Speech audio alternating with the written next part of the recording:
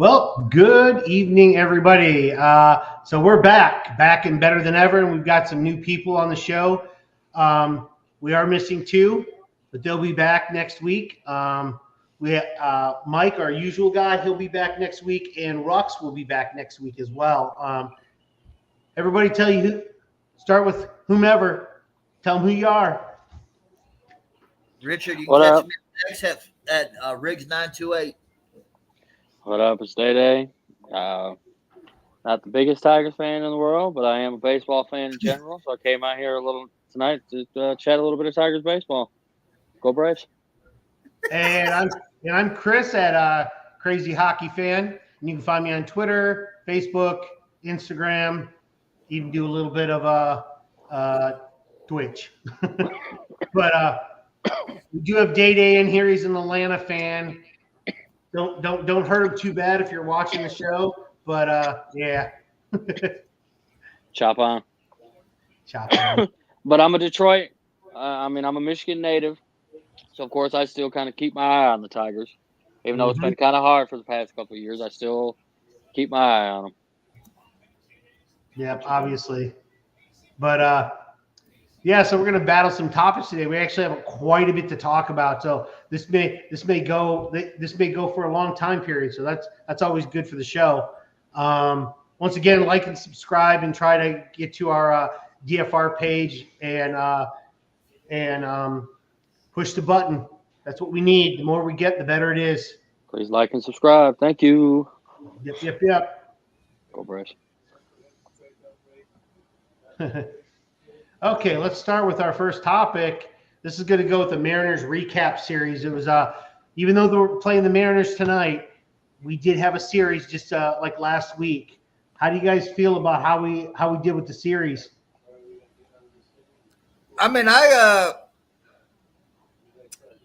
For being in a battle they are for the West with the Astros and being in a wild card front.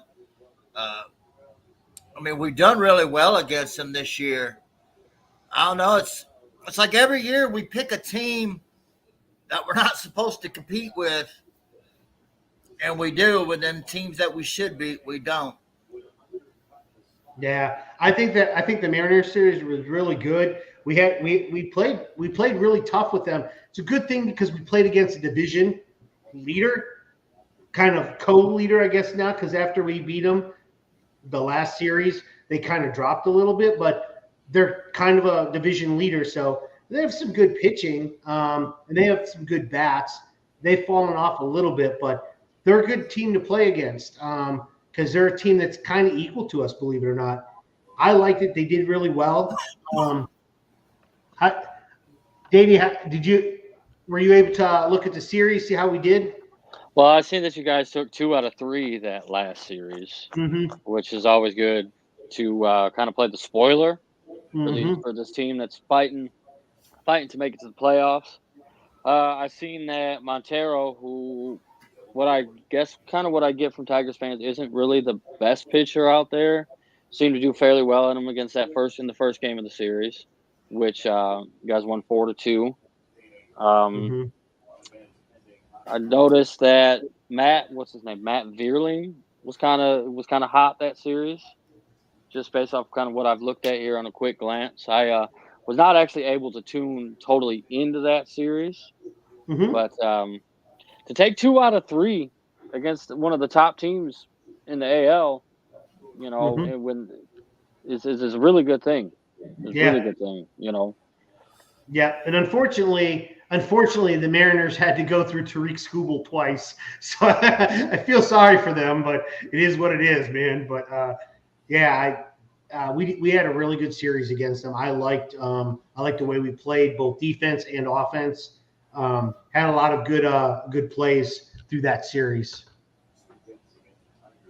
Was that part of the series where Javi was that the same series that Javi was on that 2-3 home run streak? Or was that the series before that? I think it was a series before that, wasn't it, Richard? Yeah. Okay, yeah. Yeah, I think it was. I think it was a series before.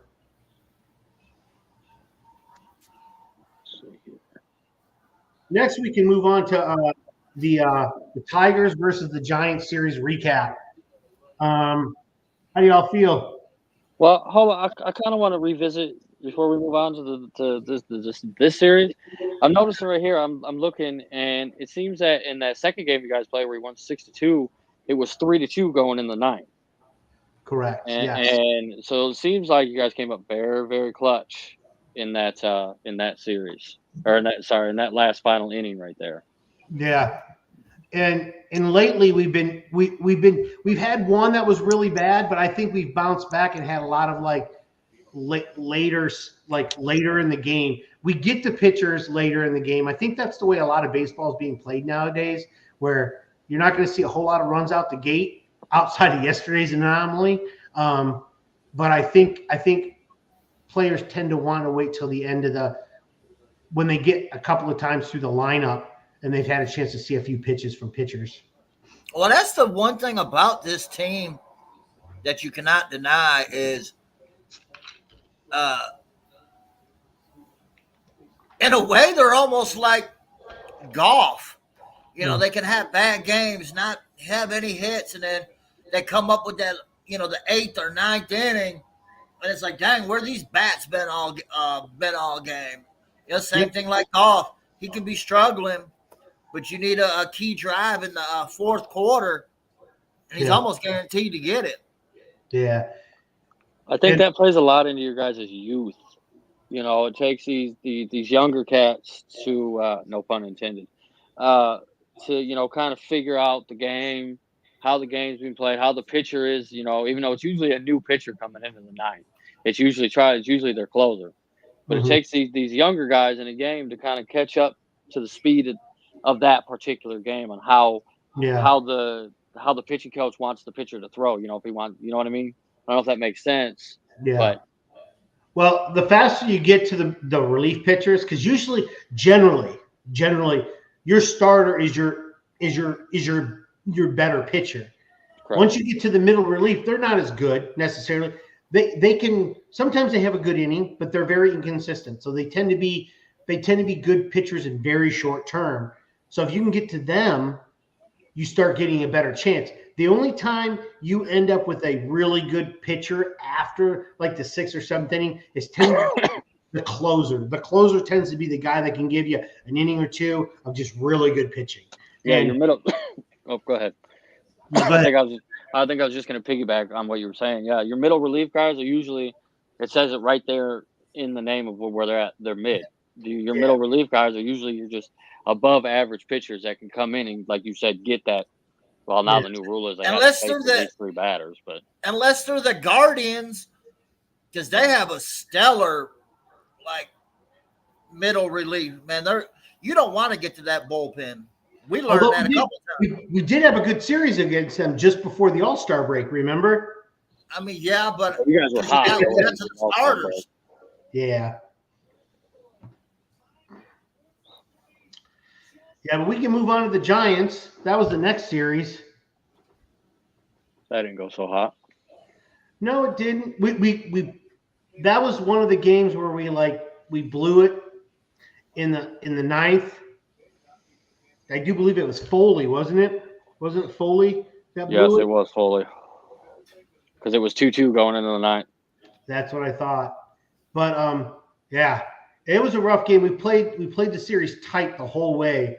I mean, 2 runs separated from the second game. The rest were 1-run games.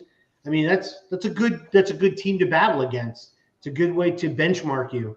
You're at like Giants level right now. That's about where we're at. Giants and Mariners, which doesn't stand too bad. How do you feel about it, Richard? I mean, about the same. We only got 1 out of 3, but we were competitive. I mean, of course, you want to win more than you lose, but I mean, if I had a choice of getting blown out of every game or being competitive, I'd rather be competitive, especially this team because we're so young. Yeah. We're still learning how to win, how to play. It's a whole different level than AAA or or Double A. Absolutely. What the worst thing is about that first game is you guys got beat by a former Tiger that game. I know. Yeah. Robbie Ray. No, Mark Canna. Oh yeah, Mark Hanna. Yeah. Mark Hanna and Chapman were just freaking. Their defense was just stellar. It's crazy.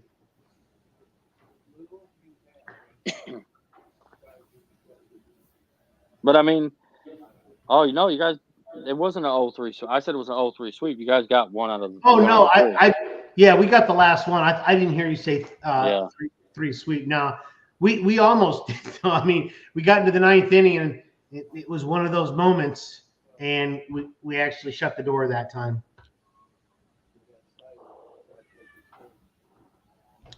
But yeah, Will Vest came in for that game. You know why Will Vest was in for that game? Why? Because if I do believe he's the one that blew it against the Giants in the ninth. Let me check real quick. I do believe that's the case. You talk about in the first game, the ninth? No, they just gave the loss to Foley. Oh, they did. Okay, it was Foley. Then why did they said something about Will Vest trying to get what was it? Trying to save face that last game. That's why I thought it was because he gave up the one against the Giants, but apparently he did not. So okay, that's on me. Okay, the next one we're gonna cover is a two-starter rotation sustainable for the rest of the season? No I mean, I don't think so. Really, if you think about it, it's really Scooble. You know, for the most part, you're going to get at least six, possibly seven. Montero, we're going to talk about him later, but you never know what you're going to get from him. You can get 4, you can get 5, you can get 6. There's been a game or two where he's had to kind of take a beating just because we couldn't afford to, use a fourth bullpen day, sort of speak. And, you got, I don't know. I get kind of confused with how they use these bullpen guys because you got the first pitcher, like Bo Brisky, come out and he didn't even do full 2 innings, and then the guy after him does like 5 or 6. Well, why don't you just run that guy out first? Like I don't know. I'm not a manager. I'm just sitting on my couch, but I don't think so. I think you tax your bullpen, and even like to me, you waste guys like Tyler Holton. He's made several starts or been the opener, 3-4 times in a week? Yeah. And then the very next day, he's like a closer. But if you look at it, Chris, he's really our best closer because he's 4 for 4 in saves. Yeah, he is. He's very good. Right? You're using a guy who's really good at the end. That's the best thing about him, though, really, is he can be anywhere. He can be as a opener. You can use him in the 5th or 6th inning. You can use him in the end of the game. I would rather much have him at the end of the game because Foley, Shelby Miller, best at times, you don't know what you're going to get out of them. Yeah. So that's my take. So I agree. A 2-starter rotation is not sustainable at all. Like I can't even remember ever a team having only 2 starters. Now, granted, our injury list is kind of long, and we traded away one of our good starters. So you have to bring in somebody to supplement that. And unfortunately, we're doing 3 bullpen sessions or a week. So it's like literally Scooble, probably Montero, and then who was the other guy that we had? God, I don't even pay attention to him because I don't see him very often. And it's 3 bullpen guys, 3 openers. Yeah, that's it. That's 5. Holy smokes! Like, yeah, we don't. Now here's the thing: how they determine, and I couldn't find the chart. They actually have a chart. It's like a graph, and every day a pitcher pitches innings, they literally put in there like 6 innings, 3 innings, 2 innings, and then each day they put it in, and depending on whether they start or whether they're middle relief determines like whether they can start again. So if like for instance, the guy Brisk that pitched today, that pitched 2, in 2 days he can pitch again 2 innings to start if they wanted him to. Like they have this chart of how they're doing the innings, and it's crazy because to a normal person you have no idea what it means, but obviously to them they do, and it keeps every arm kind of rested, so you're never fully rested. You're just kind of winging it basically. I mean, but there was one game where Holton literally the day before he was opener, I think he pitched a couple innings. Then the very next day, hit a closer. Yeah. As long as he's pitching 1 inning as a closer, probably good. If you're starting to get to 2 and 3, then it starts to get tough because that's back-to-back days of pitching 2 and more innings. So he's in right now in the top of the 10th. I mean, they're really spreading them thin. That's for sure. Hey, DaeDae, how do you feel about this type of a rotation? It doesn't. I don't. It's nice in a pinch, to have to throw a bullpen game. It's nice in a pinch, Say you got a guy who goes down, and you don't have enough time to make a call up, because my Braves, we're going through the same thing. We're kind of down to a shorthanded rotation right now. And it's not sustainable. But at the same time, I think it's the better move than making random call-ups because that's kind of what we're doing. We have a guy going for us tonight, and not to switch topics to the Braves, but anyway, we have a guy going tonight that spent 10 years in the minors, and he's starting a game for us this year. I'd much rather have a guy in the bullpen that has been up on my team for a while, starting a game over a guy that's something like that. Because we keep pulling these guys up from the minors, and that's sometimes worse because they're not really prepared to pitch. So, at least your middle relief guys who can start a game are prepared to pitch in the majors. So why do you think that is? Because I've seen the Tigers do that in the past too. Why do you think that is that they pull a guy that's been in the minors for they're not really major league ready, but their career is a minor leaguer, and they bring them up? Why do you think they do that? They must not trust their middle relief guys that much. They just don't think their guys can go. You know what I mean? Because I don't know. We're going to talk about one of those guys here in a little bit. Yeah. So, and this is just my opinion, but I think they bring those players up because they know they're not going to be in the majors. They bring them up because they either haven't had much time or they've never been there. Might as well try now, eat as many innings as they can, because if they blow up their ERA, it don't matter. Because what else? What else have they got to lose? Mm-hmm. They don't burn out the arms they have on the roster already, and they give a guy a chance. And you never know. You hit on a guy. Who knows? Yeah, you never know. You're right. If you don't, you weren't expecting a good game anyway. So it's a win-win in some ways. We hit on a guy this year. Well, I think Spencer Schwellenbach, and he's been money since we called him up. I've heard of the guy before. Yeah.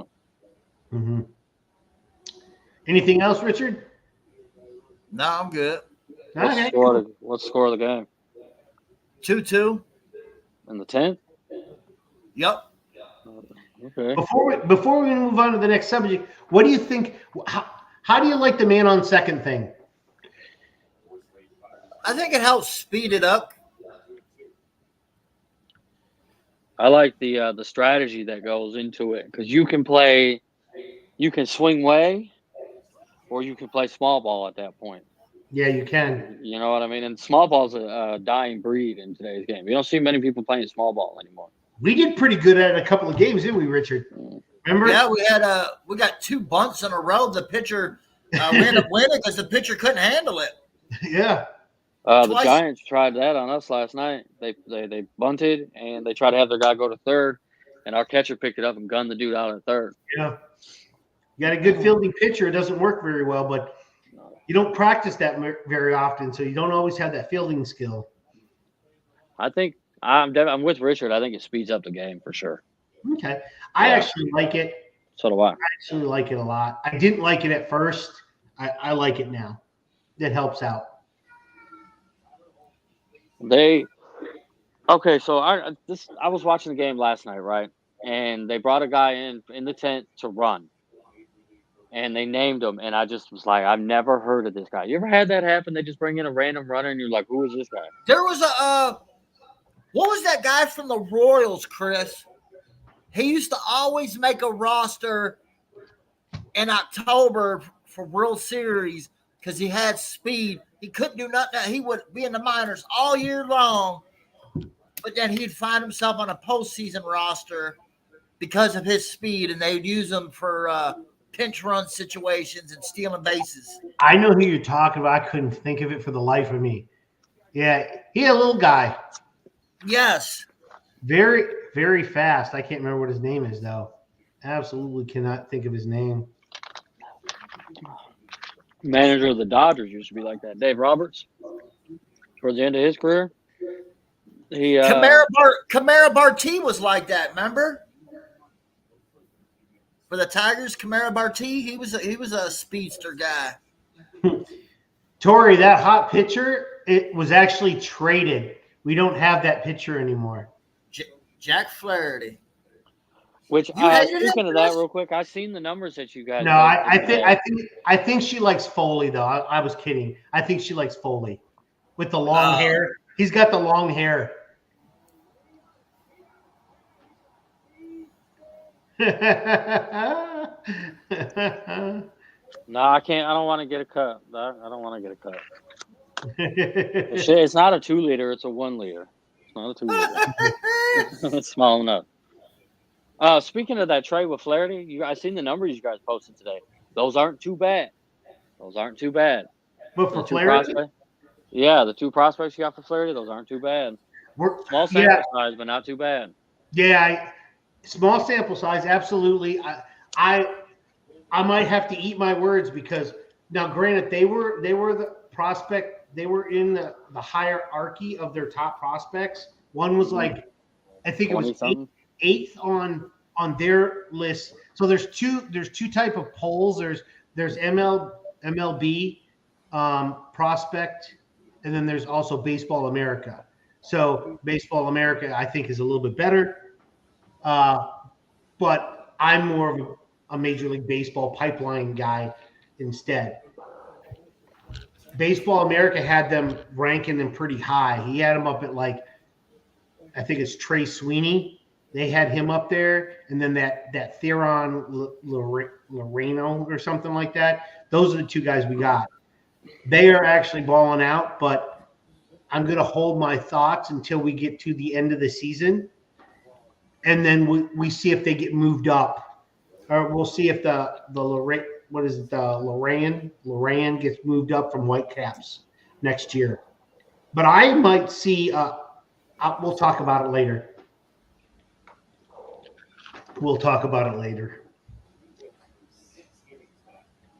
Okay. Do we think Skubal is still the favorite to win the Cy Young? I mean, I think he's in the. I think he's in the driver's seat. I definitely think he's after last night because Lugo struggled.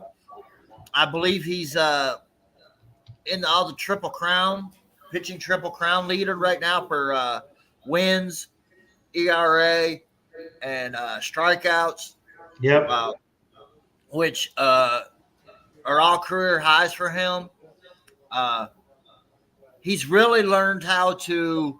They talked about it last night on the broadcast. He's really learned how to pitch. Earlier in his career, he would get in trouble. He would sweat, and he would just try to blow it by everybody. And he even said earlier this year, I heard a podcast. He said that was what he had to get. And if you look at his career, his home runs, I think it was his first full year, he gave up 35. And they've steadily gone down every single year dramatically because he learned he just cannot blow it by. But, using that 98, 99 mile an hour sinker at the top of the zone, you can't hit that, man. No. You just got that little bit of dip at the end. I don't care if you're who you are, you cannot hit that. That's and then I was watching the game yesterday. He painted a 97 mile an hour fastball on the inside corner to a right-hander. You can't do nothing with that, man. And then, there's been games where, remember, he gave up 10 hits, but still only gave up he's just learned how to pitch. He's still going to get you strikeouts, but I just don't think they're the only if you really wanted to nitpick him is he don't go 8-9 innings. But other than that, he's pretty good for 6-7 solid. And he's the only pitcher where if we get 2 runs, I'm feeling pretty good. We get 3, I'm pretty darn comfortable. Yeah, absolutely. So I absolutely agree with you. Tariq Skubal has got to be the favorite to win the Cy Young, the American League Cy Young. I was just looking up the odds right now. As of today, the odds Tariq Skubal is a -752, and the next closest is Corbin Burns at a +480. So, and then everybody else is in the thousands after that. There is nobody close. And for the National League Cy Young, Chris Sale is at a -200 with Zach Wheeler, not far behind at a +220. So it's those two are good, but it looks like barring something crazy, I think Skubal wins the Cy Young. He has the triple crown of pitching. I know. You know what I mean? I don't even think when Verlander won MVP, I don't even think he had it that. I don't think he did. Did he? Yeah. Okay. That's not a feat that happens often, that a pitcher has the triple crown. No, you're right about that. So that right there, you got to give it to him. It's not his fault that his team's not really that good. Yeah, they're young. Absolutely. I just wanted to say one thing. You mentioned Chris Sale. I am happy for him. He's had a healthy year, because he's had so many bad luck with injuries, man. I'm glad to see him doing well. Yeah, absolutely. They were talking about him the other day, because he's been on some bad teams too, Chris Sale.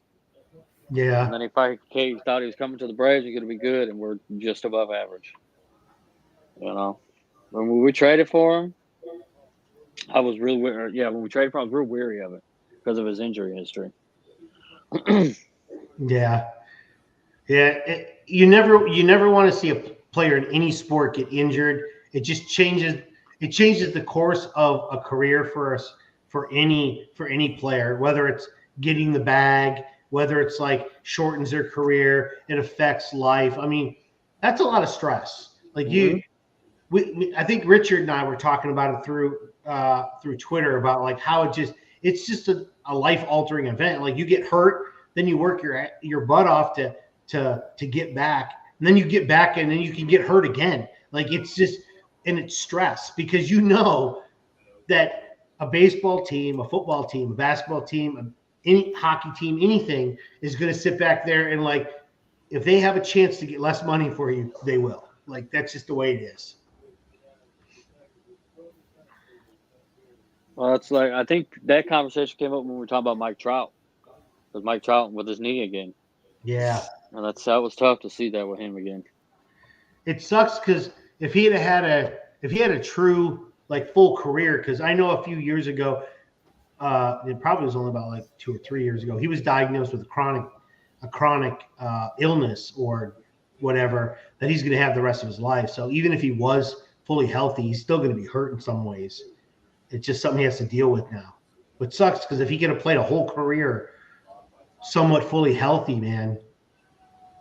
It's crazy what they think he is. You know what I mean? It's crazy that the Angels had basically, you could really argue, the two best players in baseball and didn't even do nothing. That's what you get when you think you're smarter than everybody else. Yep.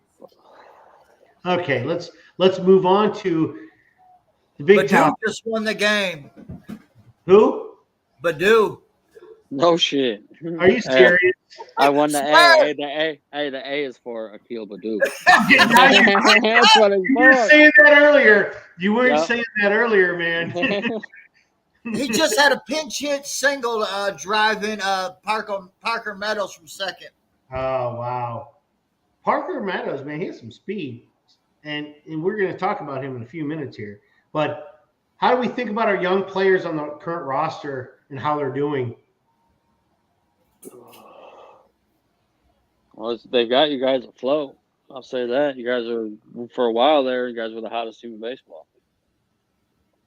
Let's talk about Malloy. Justin Henry Malloy. How do you like him so far, Richard, since he's been brought up? So, my thoughts on him, the power's there. He's got a decent eye, but he strikes out way too much. 67 of them. Yeah, he had a decent game tonight. He had a couple hits. He reminds me of you remember Rob Deere? Yeah, absolutely. Milwaukee Brewers, I believe, right? And the Tigers. And the Tigers, yeah. It was all power or nothing, man. You either, hit 198 with 30 homers, Yeah, exactly. Yeah, absolutely. I mean, wow. Javi Baez, the young version of Javi Baez, but with, Fun fact, you guys acquired him from the Braves. Fun fact. Yeah. Yeah. Yep, absolutely. I mean, for Joe Jimenez. Jimenez? Yeah, really? Okay. Yeah. You're right. Okay, I had to think about that for a minute. But yeah, I know he strikes out a lot. I think he's more inconsistent than anything. He needs to get more consistent. That'll come along with time. Not every player, not everybody not everybody reads the game as quick as some people. So it might take him a little longer. He's probably going to be your 225, 30 home run hitter. That's probably what he'll end up being for his career. I wouldn't doubt it. Be nice if he got like 250. That'd be pretty cool. But to his defense, though, he is also learning a new position this year because he'd been third baseman and they moved him to the corner outfield. So I know they say sometimes, when you're trying to learn a new position, especially being a pro, what is he, 24, 25, something like that. You really haven't played it. Maybe you played it when you were in a little league, but now you're asked to play it in the big leagues. So, I mean, that could be maybe that's a little bit too, is he's, trying to focus on the fielding part. Who knows? Yeah.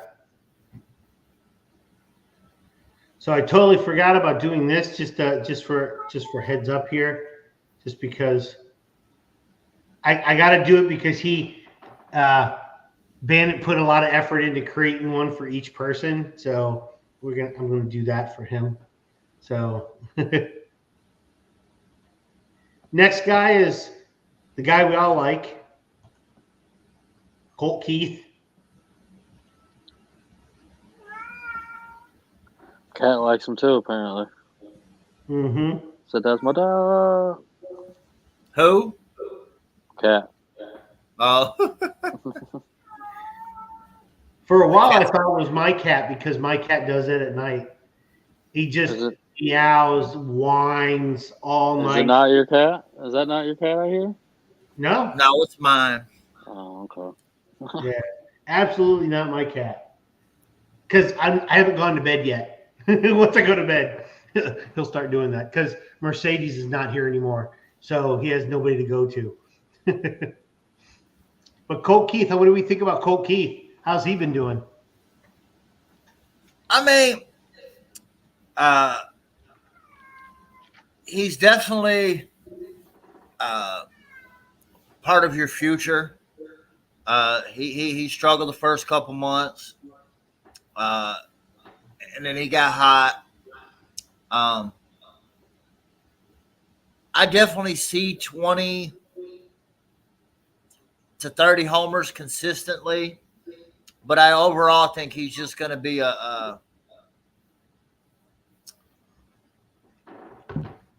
like a Miggy type. You know what I mean? Can hit homers, but that's not what he is. He's just a hitter with some power.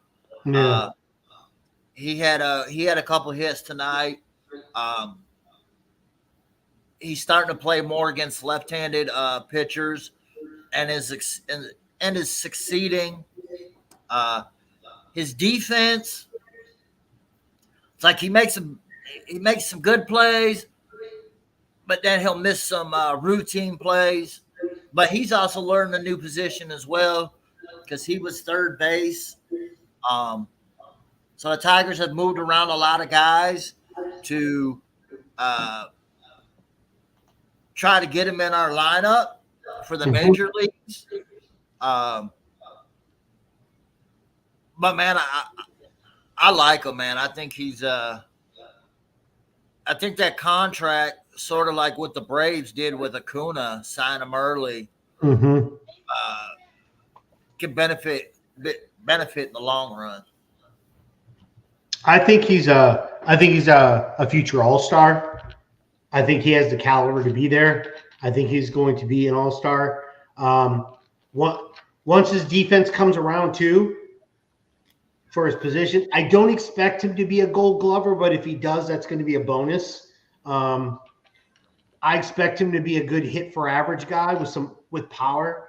I actually do believe like him to be like a 275, 280 hitter with like possibly 30 home runs, maybe a couple stolen bases here and there.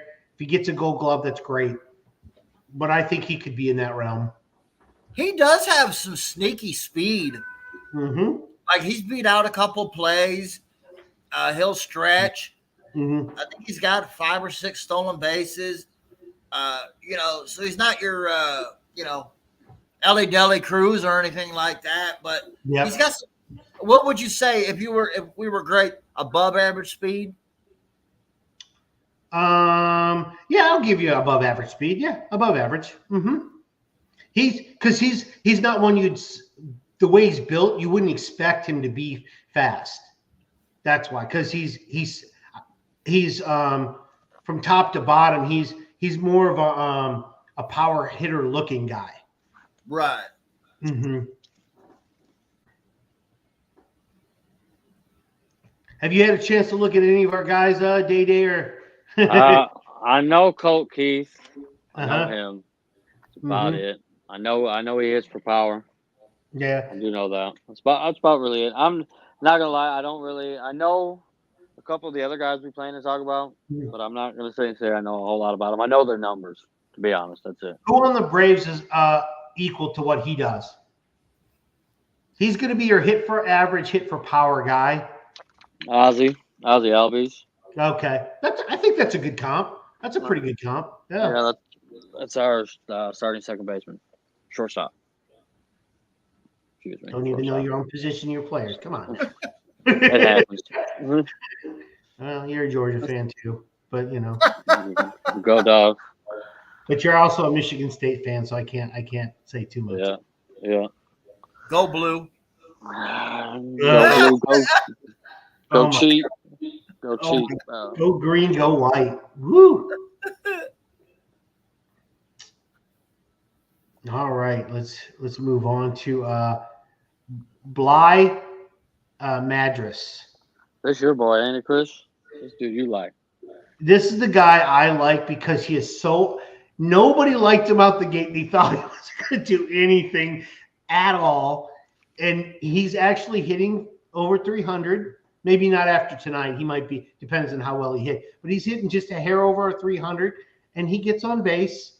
He does exactly what I expect him to do. He was not expected to do anything. Like, he wasn't even on our radar in our Tigers top 30.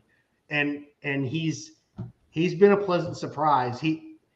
I don't expect him to hit like 20, 30 home runs a year and bat 300. I expect him to bat 300 and have like 4 home runs. Like, he's not stealing very many bases, so on and so forth. Like, he's that guy. Okay. So I'm going to use your numbers to back up your narrative. Yeah, I mean, he's hitting 300 still, even after tonight. It went from 304 just to down to straight 300. He went 1 for 4 tonight. 1 home run, five ribbies, an OPS of 758. That's not terrible for a guy who's only had 60 at bats. Mm-hmm. You know. Yeah.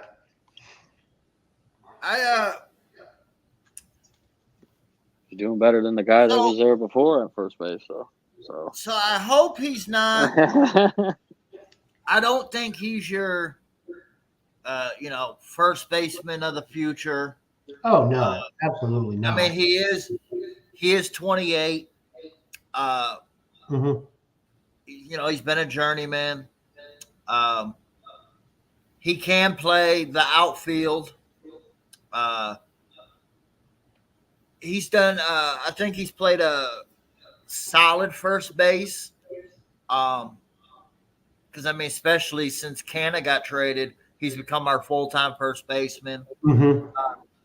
Another guy who's got sneaky speed.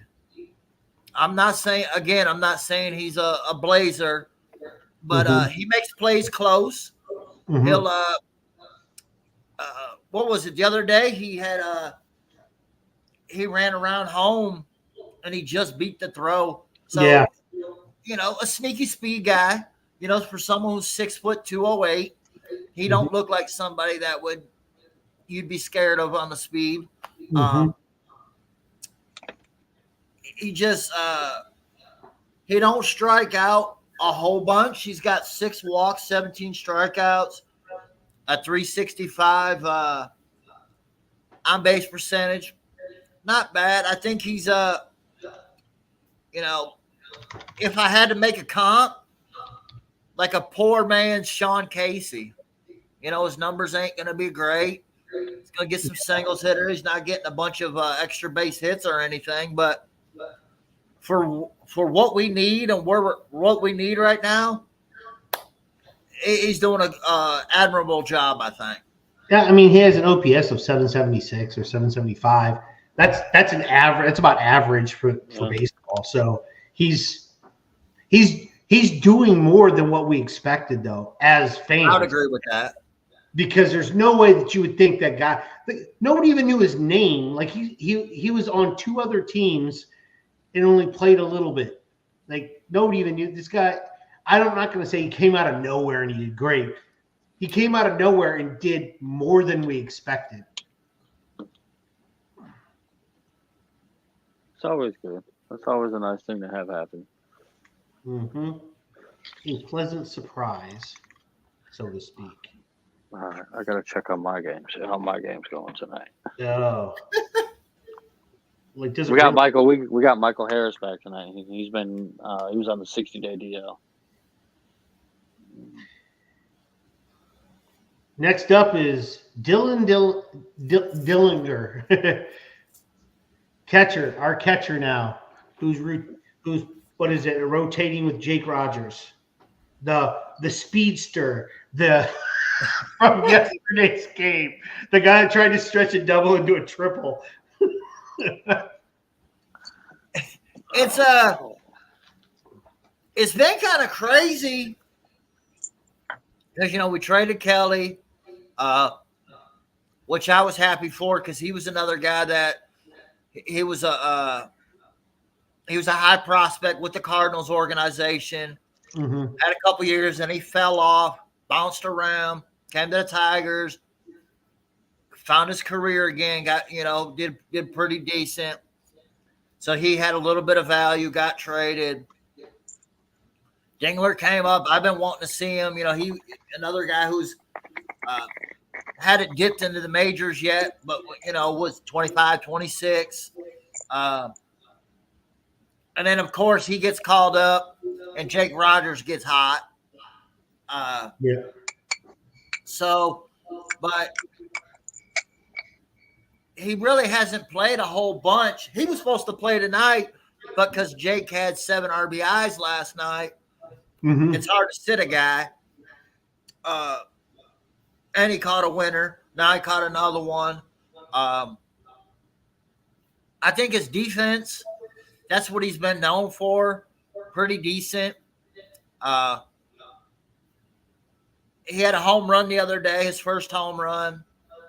I think it's just hard to say, because he just really hasn't played a lot because, like I said, Rogers got hot.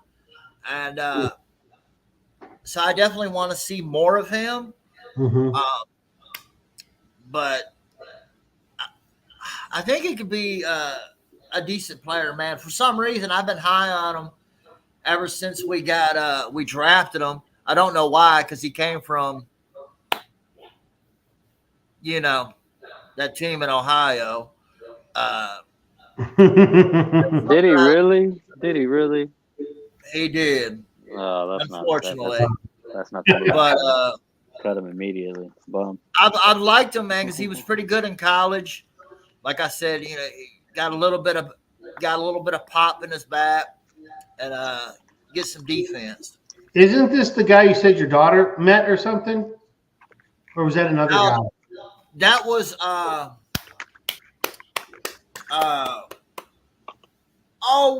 Navigado. Okay, got it. Okay, yeah. So Dillinger, for me, I think he's good. He's going to have to find his way. It is a very small sample size.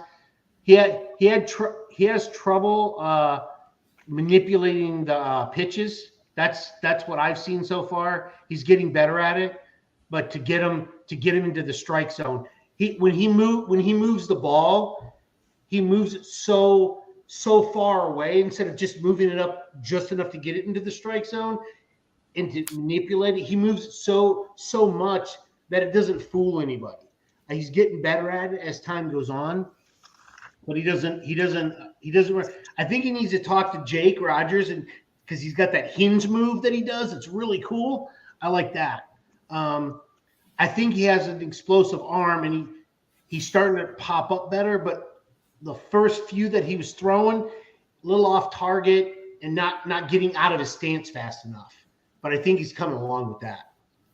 Yeah, he had that one the other day where, man, you could see the cannon because he really threw it on the shortstop side of the bag, which is really a no-no. And he still got the guy out. So he's got a cannon. Yeah, he does. He definitely does. He is getting more accurate. He'll be a little inconsistent. I can expect that out of a rookie. Brandon Inge? Is he another Brandon Inge, Chris? No. He's getting better. That's a high standard to hold him to. That's a high standard. Hey, Inge had played cannon. He was a good catcher, good third base, had a cannon, hit for power, but he couldn't hit for average worth nothing. Yeah. I think he's going to be better than Brandon Inge, which, I mean, overall career-wise. But, yeah, I think he'll be a better catcher than Brandon Inge was. I'm not saying he has a powerful arm. Wow, Brandon Inge actually played a long time. Didn't realize how long he played for. But I think he might have a better career than him. Going to be tough, but I think he will. It's my prognosis. We're up 1-0, by the way. If I have any brave viewers out here, which I highly doubt, Okay, next up, one of our favorite players. Now he's starting to become a fan favorite. Parker Meadows. So, to be honest with you, he is the guy we need because he can do so much. You know, he had that stellar robbery home run the other day. He's got some speed. He can steal a base when you need it. Yep. He can, he can turn doubles into triples, singles into doubles. He's fast. He's not the sneaky gazelle, Chris. Yeah, he's not sneaky speed. He is fast. He's not. I mean, I won't say he's got elite speed, but he's got some speed. He's halfway there. 6'5", so he's got them long strides. Yeah, he does. I like him, and I don't think it's a coincidence that ever since he came back, he got called up. We've kind of done good. He really, because he's a true center fielder. Mm-hmm. He's your captain in the outfield. Yeah. He takes accountability. Remember that one he had the run in, and he said, "That's my fault. Yeah, I'll take the L on it. I'll talk to him." That's what you want out of your center fielder. Because that's their ball. No. And I really want it for that kid, man. I really do. I think the talent's there. And it is. He brings all the little things you need on a ball club. What also makes us all great is the guy's 6'5", man. So he's got a radius. Oh yeah. Yeah. I mean, he can get up the wall. It's not like he's 6'1", 6 foot, like a shorter center fielder with speed. He might be a 5-tool player, man. Maybe. Do you think he'd be 5-tool player? I would consider him that. Not now. I don't say now. I say like he can be a 5-tool player. Oh yeah.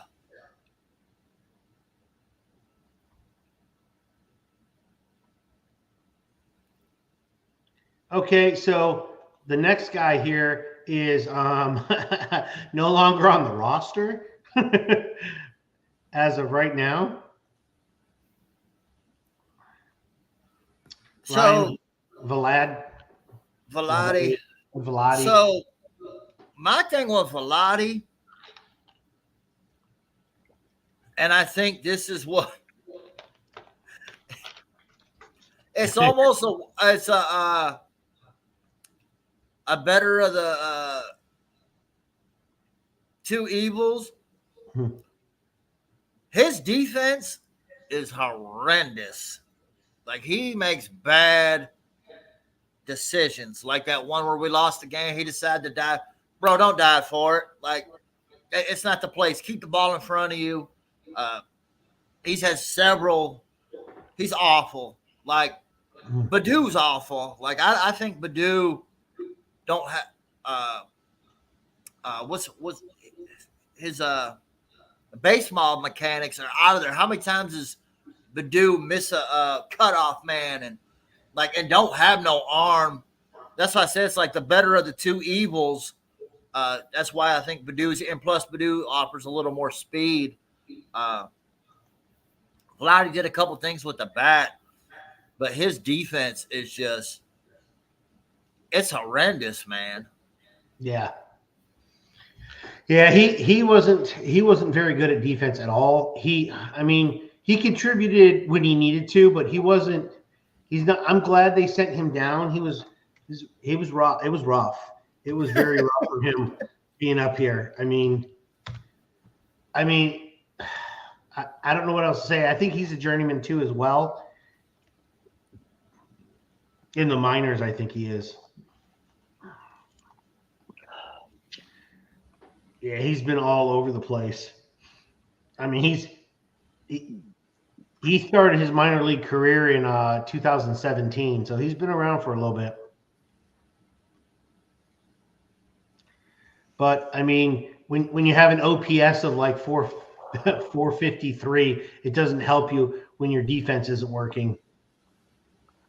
No, those numbers aren't going to cut it at all. Mm-hmm. If your defense doesn't cut it, you better be batting like 300. You better have an OPS in the 800s, like something that's gonna kind of offset your defense. Like Kerry Carpenter. Kerry Carpenter is, he's. Jorge Soler. I wish if we'd have had him for the full year, man. I think the guy out of the Astros today, Yordan Alvarez. Yeah, Marcelo Ozuna. Yeah. Bad defenders, but they stay in the league because they can hit. Yeah. Speaking of hitting, remember how I said the Braves got this guy Michael Harris back tonight? He hit a grand slam in his first at bat. Back from 60-day DL. See, these guys coming back from injuries are not playing around. It's hilarious. Well, shit. Let's move on to our next guy. Wenzel Perez. Absolutely. I miss this guy. He's on the injured list. Is he good? What do you think, Richard? Wenzel Perez? Yeah. Yeah, he's good. I like him a lot. I like him too. I know his averages went down a little bit, but he's made a lot of game-winning plays.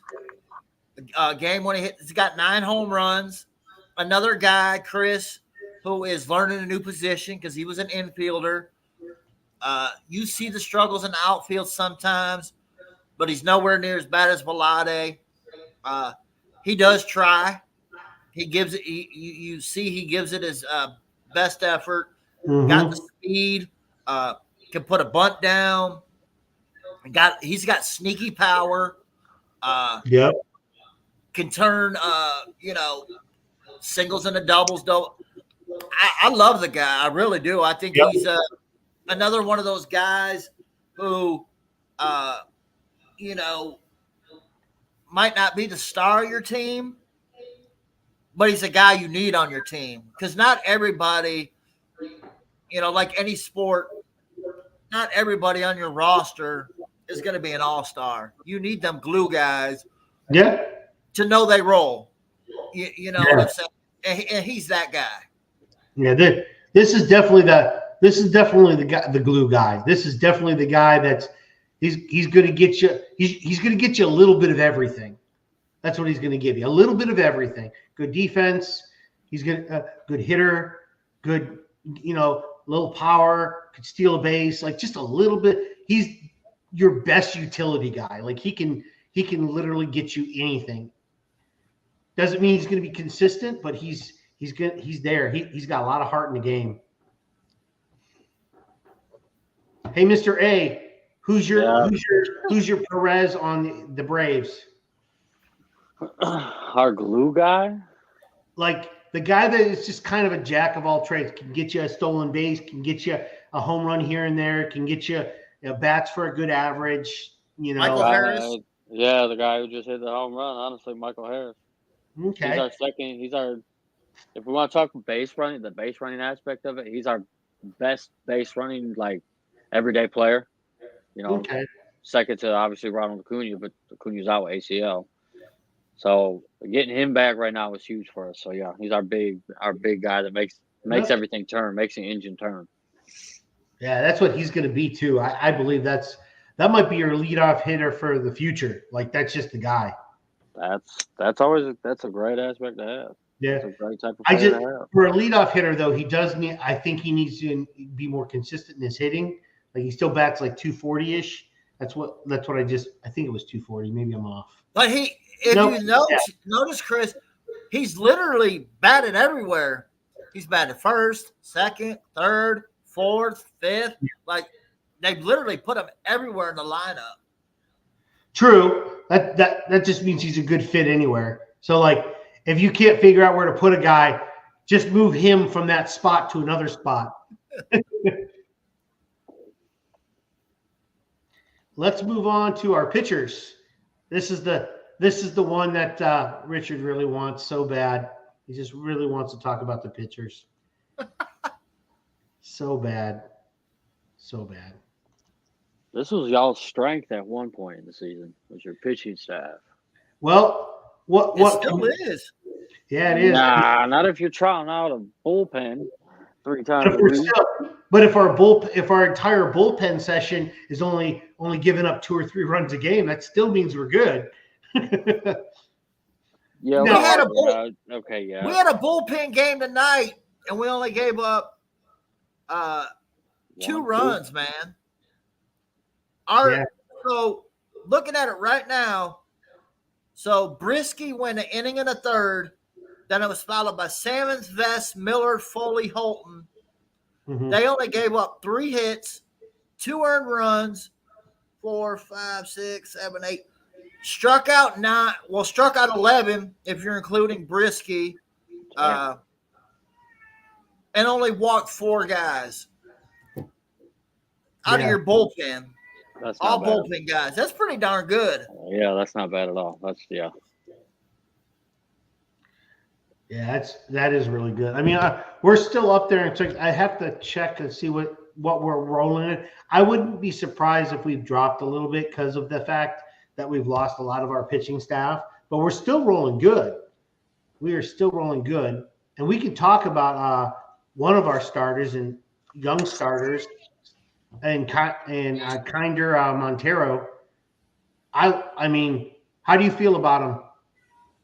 Man, to be honest with you, he's kind of frustrating because the talent, the stuff is there. He's just not consistent with it. Yeah. Not like a schoolboy or Reese Olson. But he's got the stuff. Like you even hear these announcers, Petrie and them, these major league, former major league. His stuff is good. It's just not consistent. He hangs a lot of stuff. If he can get control, because some games he'll go 4, some games he'll go 5, he'll go 6. It's not the lack of stuff. He's got the stuff. It's just being consistent with it and know how to pitch. And I think he's still young. He's 24. Yeah, 24. Yeah, that's still young, man. Like, he does give up a lot of home runs, but I think if he works on that in the off season, I think he could be a good bottom of the rotation guy. Yeah, absolutely. He's inconsistent. That is absolutely, and it's easy to see because he has games on and off. I think he's getting a little bit better. His consistency is getting a little bit better as time goes on, which is exactly what you want out of a young guy. But yeah, he can pitch. He's pitched up to what I think almost 7 innings. I think he's gotten that high once. Yeah, but he does well. If he can just keep his pitch count down, it helps him a whole lot. But you remember that was Reese Olson's problem last year. Another guy had the stuff. The stuff is not the question. It was throwing so many pitches because he couldn't, be consistent. You're getting those 3-2 counts, 3-0 counts. Yeah, that's what drives your pitch count up. And then this year you see Reese still had that at times. Yep. But his record does not suggest what he did. Like, he got a lot better. So I'm not giving up on that guy. No, he's good. He's. You talking about Reese Olson? No, I'm talking about Montero. Oh yeah, I don't want to give up. I mean, I don't think they're going to give up on him. He's going to be part of the rotation next year. I can guarantee it. You can't give up on a young pitcher.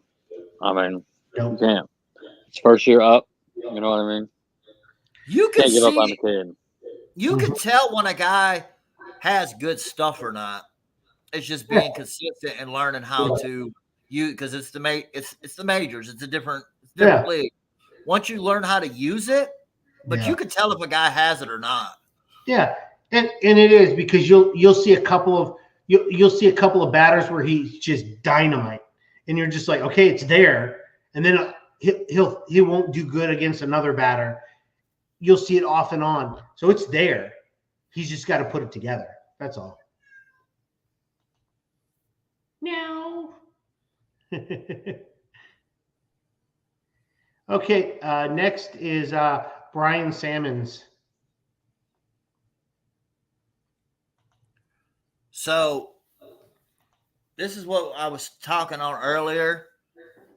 A guy who career minor leaguer. He's 28 years old. We just brought him up. So this is his rookie year. I thought he's done whatever we've asked. He's 8 innings coming out of the bullpen. He pitched 5 1/3 tonight. He has given up 4 home runs. He doesn't have overpowering stuff, but he's a left-hander, and he's like a Matthew Boyd type. You know what I mean? He's going to make the pitches. He's going to, pitch the contact. I thought he's done really. He's pitched 18 innings, struck out 13. Like, he's done everything they've asked of him, man. Yeah, they definitely has. Yeah, he did well in the minors. Not great. I mean, a 4.43 in the minors wasn't really good as an ERA. 3.38 overall in the minors, but I mean, I see him as a good middle reliever, though. I don't think he's going to be a starter. I think, or he could be a very good closer. He could turn into a very good closer, maybe. I'd rather have him than Joey Wentz. Dude, that's okay. So, like, if your bar is Joey Wentz, I mean, I think you have to reevaluate your pitching staff. But have you noticed when we brought him in yesterday, because we were up so high or so much, so we let him pitch the last 3 innings after Skubal, and he got the save because he pitched 3. I forgot all about him because we haven't been using him. Yeah. Because all these other guys have surpassed him, even though he's been on the roster all year. But these young guys that we're talking about, they've surpassed him. Yeah. Yeah, they have. And at the end of the day, you don't hit on every pitcher you get, like, or every prospect. It's just the way it goes, unfortunately. And so he's been given his opportunity, and he's not taking advantage of it. So, I mean, Wentz came in that trade for Jimenez too from Atlanta, didn't he? He may have. My memory's not that good, so. Or was it the Shane Green trade? I'm pretty sure he came from Atlanta, though. Hey, Atlanta doesn't always give you the good pitchers. Just kidding, DaeDae. Just kidding. You don't always get a good prospect from Atlanta. We gave them John Smoltz, though. Say that again. That is true. We gave Atlanta John Smoltz for Doyle Alexander. That is true. There was 2 pitchers. There was 2 pitchers in the Tigers organization that went to Atlanta. So John Smoltz was definitely one. I do believe Tom Glavine was one as well, but I could be wrong. So I don't know.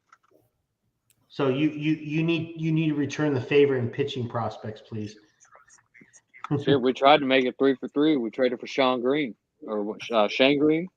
Yeah. The relief pitcher. Man, he came here and he was ass, bro. It was so bad. Definitely was. Trying to see what his scouting report was. Okay. Trying to find out what the scouting report on Brian Sammons was from like college and stuff like that. But I'm not finding it, unfortunately. No, we didn't get Tom Glavine from y'all. No, okay, I thought it was. They drafted Tom Glavine. Okay. Then he went to the Mets. Then he came back to the Braves. Yeah. All right. So we can move on to our next pitching prospect, Brant Herter.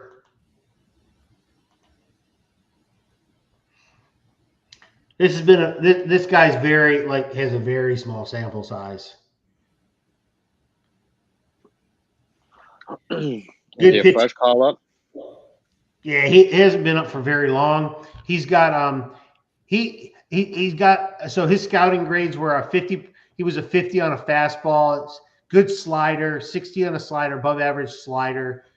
His changeup and is 45. His control is a 55, which is pretty cool. That means he's got above average, slightly above average control. His scouting report is a 45 overall. So average is like 50, I would think. He's at 45 overall. So I don't know where we're gonna find him at. Probably a setup man. Who knows? He might become a starter, but with a good slider, hopefully he can add to his repertoire. But I haven't seen him pitch yet, like personally. I think Richard probably has. I mean, he's got 8 innings in 2 games. So he's eating up innings, which, I mean, is real important because we have used the hell out of our bullpen, man. I was gonna say that anybody that we can eat innings is gonna be good. So, like, another guy that's just done what you asked for him, might have done more than you asked. He's got 8 strikeouts in 8 innings. Yeah, I mean, another guy who I know you made fun of me and saying if your bar is Joey Wentz, better surpass Joey Wentz. Like, yeah. He's 25, so he's still youngish. And like I said, just he's done whatever you've asked him to do with it. It's hard to complain. Yeah. Once again, a very young guy. Well, actually, he's not as young as I thought he was. He's 25. So but he's 6'6", 250. So he's got something behind him. So hopefully he can pitch well, be another middle reliever, or maybe he turns out to be a starter. Who knows? But another prospect being called up. It's good. It's nice to see these guys getting their chances now. And our last prospect / call up for the Tigers, Brennan. I don't know how to pronounce his name. Brandon Hannafy. Yeah. Yep. So I saw a little bit of him pitch. Not too bad, but not much. Not enough for me to make an accurate evaluation yet.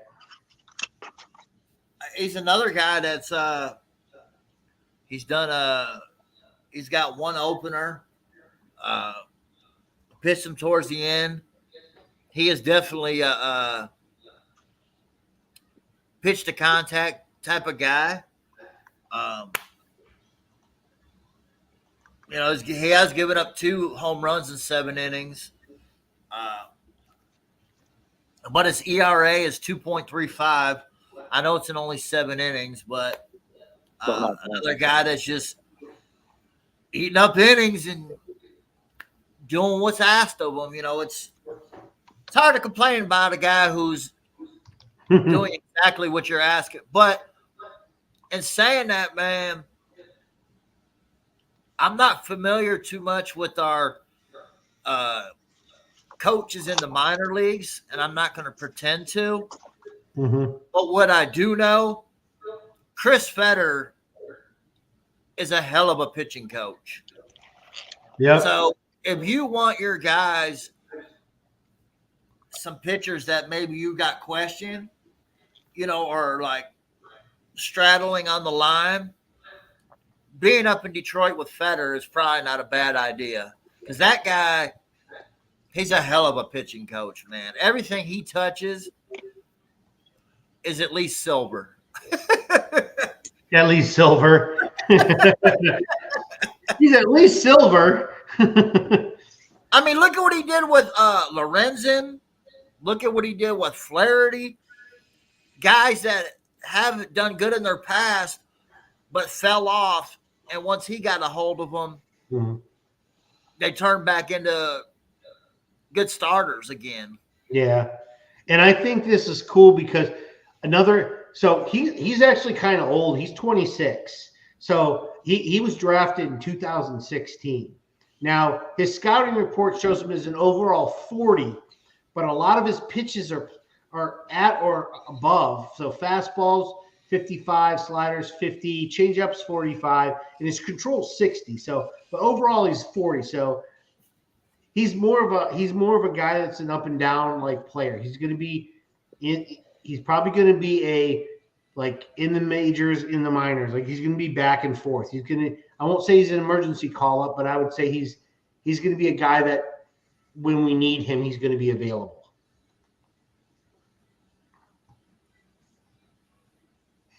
I mean, and a lot of these guys probably were not even in the picture to begin of the year, but you traded Flaherty. Maeda hasn't worked out. Mize has got hurt. Olsen's got hurt. What's that one guy? Long? Gillespie or something like that? No, Sawyer Gibson Long. Yeah, he's been injured all year. Matt Manning's got injured. That was your number 6 guy. He's been injured. Matt Manning? Is it Matt Manning or is it Ty Madden? No, Matt Manning, remember? Because it was between him and because I haven't seen him, I have totally forgotten about him. So I mean, we've had and Ty Madden has struggled. Even Jackson Jobe was hurt. Yes, I mean we've had a lot of these guys probably were not in the picture, but shit happens. And yeah, it does. The season's not going to stop. You know what I mean? You got to figure it out. Yeah, and that's what happens It usually happens towards the end of the year. You start seeing more and more random guys in the rotations than you saw at the beginning of the year. Yeah. Like the guys we have up. Ain't no way we ever thought we were going to have these guys up at the beginning of the year. Absolutely. The pitching staff usually what takes the most effort to figure out throughout the season is your pitching rotation, because it does not stay the same all year long. Oh, it never does. Nope. You can't guarantee that all your starters are going to be healthy the whole season. Like that. That's just ridiculous. I want to do a little bonus thing in here, if you don't mind. Okay. There's 2 things that I would like to see at the end of the season here. One, our closer situation is obviously still in a flux. Foley started off hot. He got a little slow. I think he's only had 1 or 2 saves in the last couple months. We've been using a bunch of different guys. Shelby Miller has struggled. There's 2 things I want to see maybe going into the next year to see, because me, you, and Mike have talked about Tanner Scott being our closer coming in.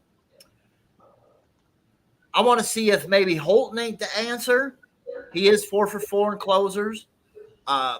Always does, no matter where you put him in. I talked about this earlier. He succeeds. Another one, a wild card I got for you. Maeda. Because we have seen he has not made it. He's struggled as a starter. When he's coming in long relief, he's usually good for about 3 innings going one time through the lineup. Then he starts getting tagged again.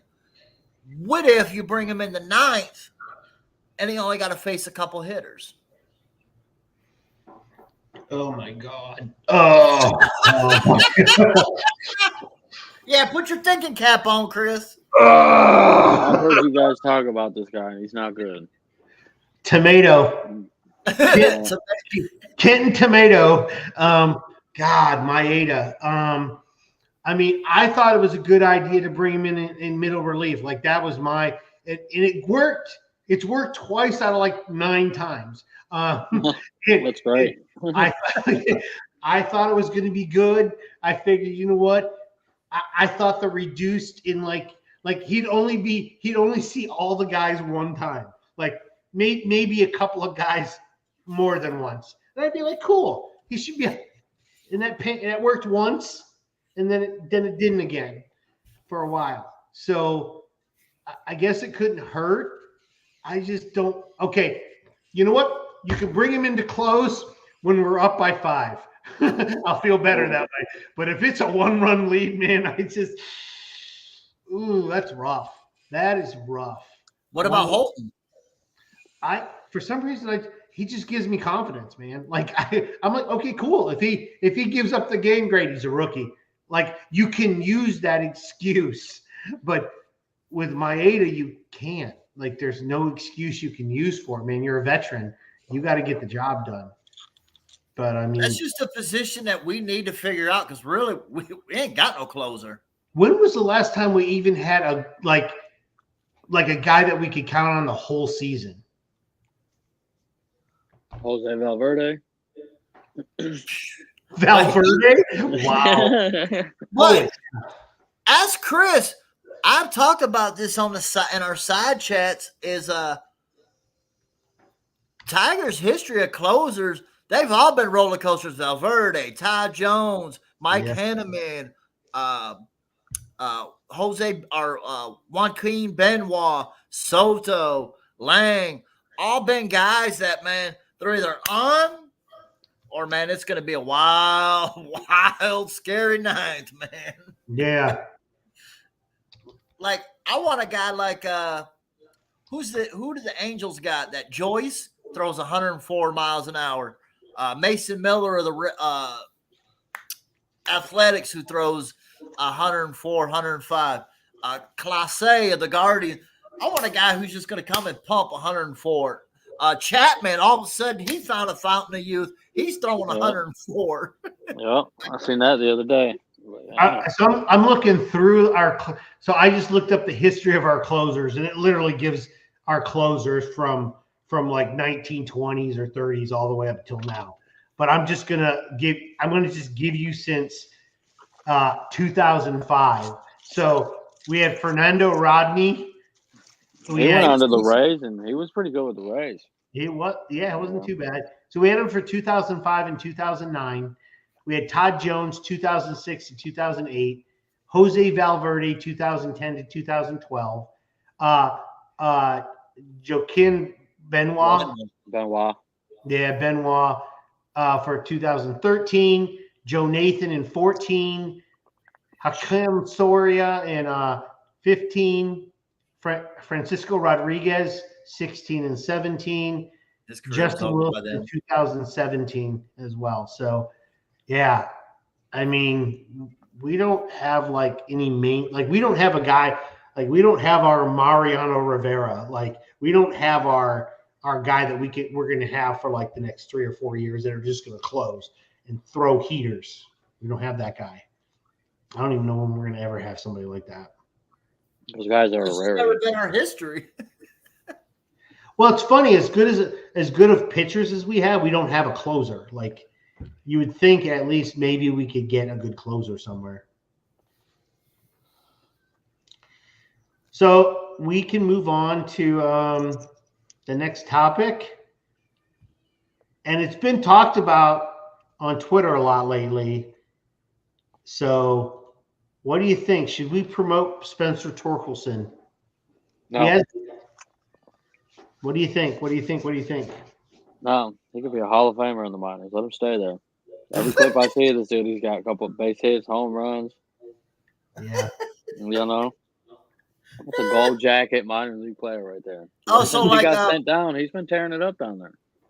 It was not good when he was up here with you guys at all. So he gonna be like Mike Rxbbin. Remember him? He's the minor league home run league. Yep, I remember that. Yep. Minor league home run king. I mean, I wouldn't mind. That's a guy's path. I look at it this way. If he gets brought up, this is his last chance. Although AJ Hinch really likes him, he's got some like to him. If he comes up, I think it's his last chance to prove anything. I just hope it doesn't like if you were to bring him up, whatever things he's fixing and adjusting in the minors, I hope it doesn't interrupt that. I hope if he's still going, if he's still trying to change things as he goes, I don't want to bring him up or call him up when it comes, because you could interrupt his progress. So I get what you're saying, Chris. So I don't want to say you're wrong.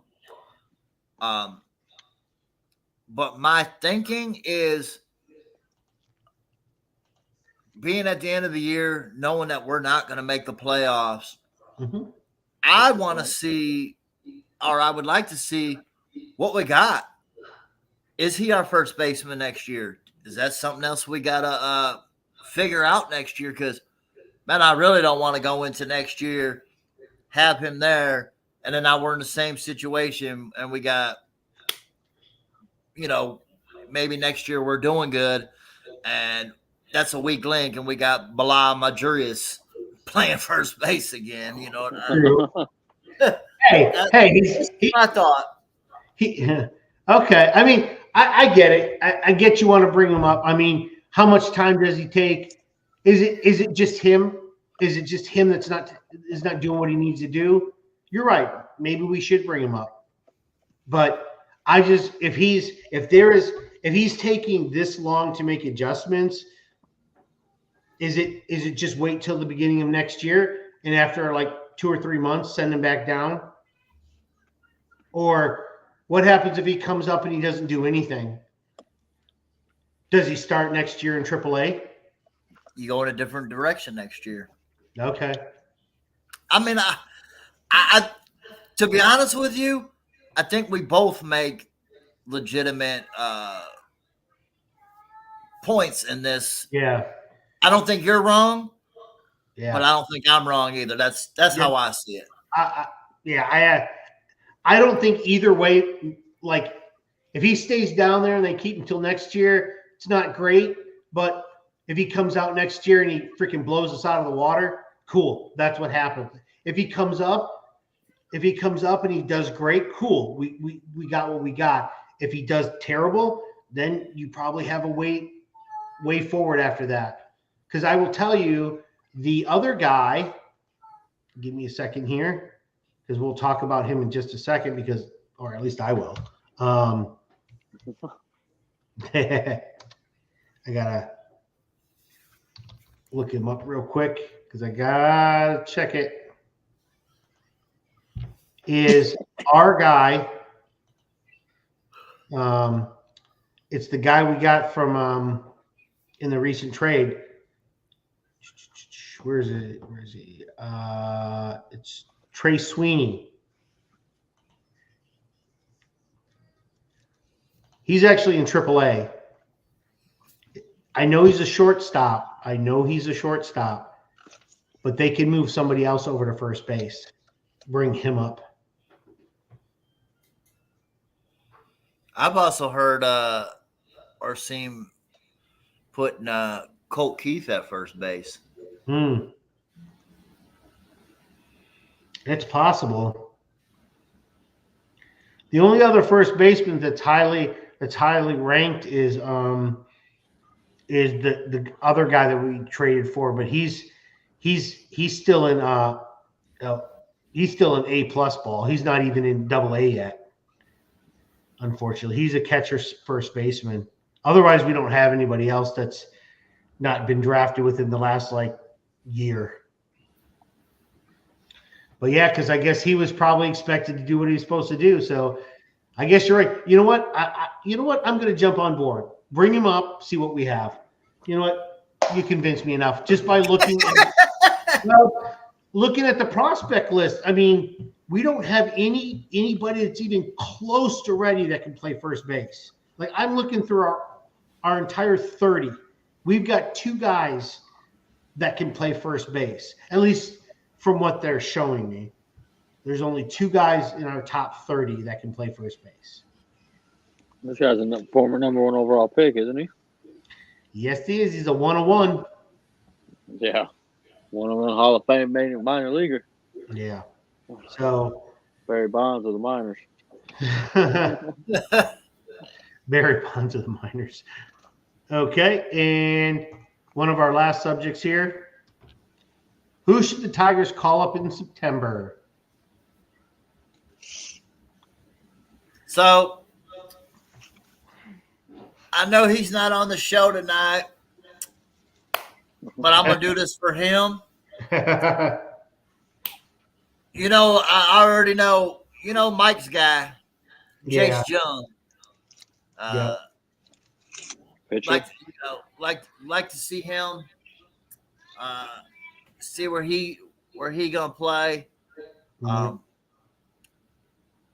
I think that's one of our highest prospects that are ready. Yeah. Because I'd like to see Max Clark in Double-A this year because that dude has caught fire. Yeah. He just had a 4-for-4 game. He's another guy who's not necessarily a power guy, but does everything. He plays good fielder. Mm-hmm. He's got great. Heck, there was that one play where the shortstop wasn't deep at all, and he still beat it out. Great speed. He's like a Bone. He doesn't got a lot of home runs, but he was leading low A ball in RBIs. Yeah. I know that's going a little off the subject, but I was just saying. But I would like to see if I could see one guy.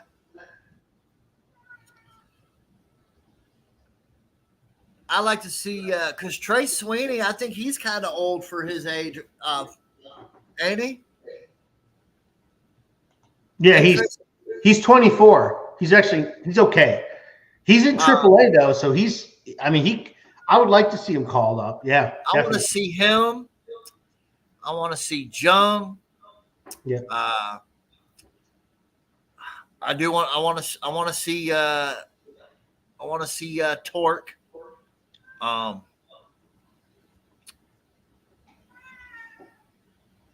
want to see. I like to see Job in AAA. Mm-hmm. Another guy that's got some nasty stuff, man. Yeah. I'd like to see maybe see what Ty Madden's got. I don't remember what I was looking at, but there was a couple of guys where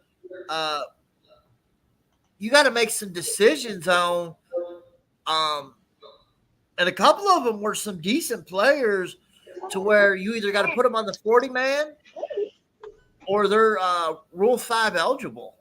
Yeah. Yeah, I saw that you have to juggle. You have to juggle certain guys. All right, I got to run. Okay. I got to put my kid to bed. Okay. Appreciate you, man. Appreciate you coming on.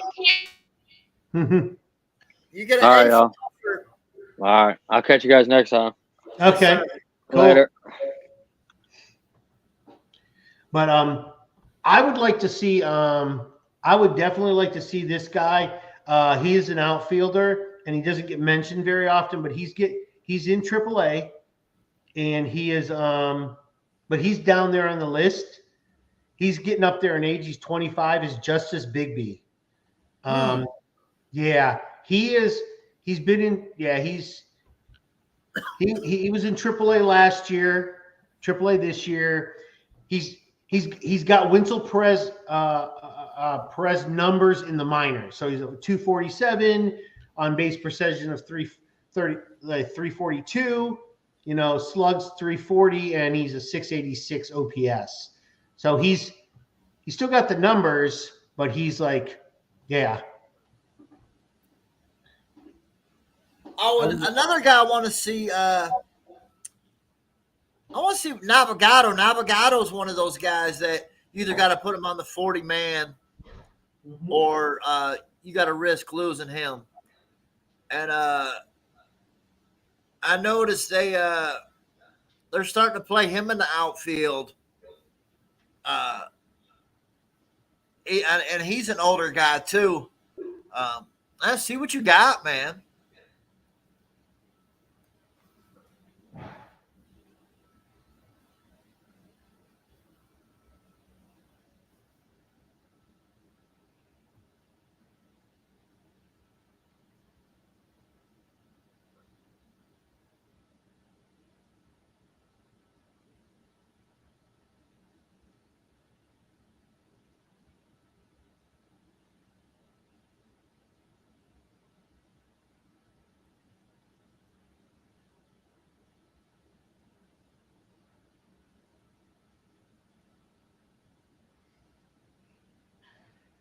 Sorry, I had an emergency come up.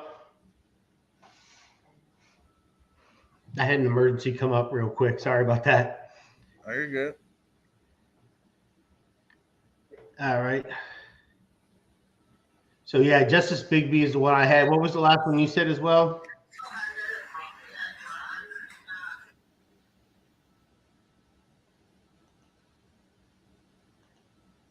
Okay, so I guess we can do our last thing of the show is the player of the week.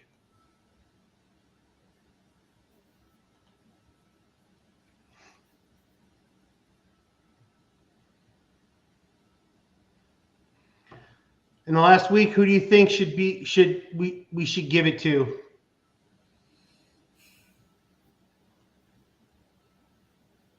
I'm gonna go with Scooble, man. Scooble?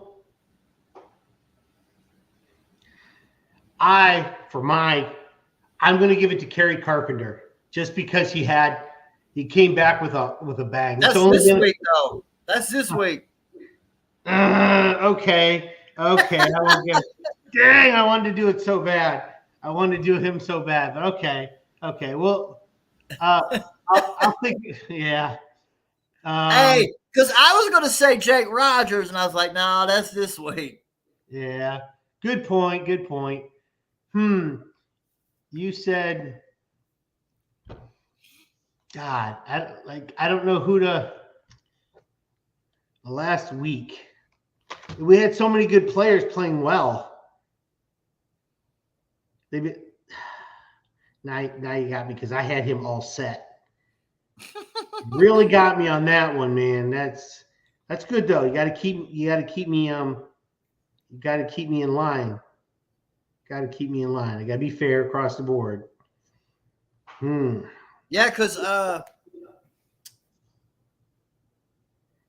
Scooble's numbers 13 are what do you have? He had 13 in the third innings, 1 win, 17 strikeouts. Mm-hmm. He did have that one bad game.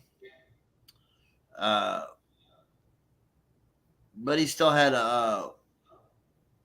but he still did pretty decent. ERA was about 3.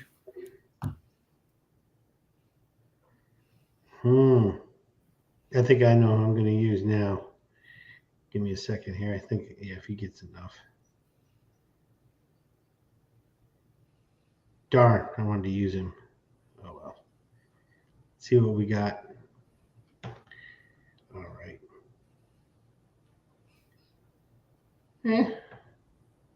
Gosh, it's going to be tough. I know Tariq Scooble is an easy default.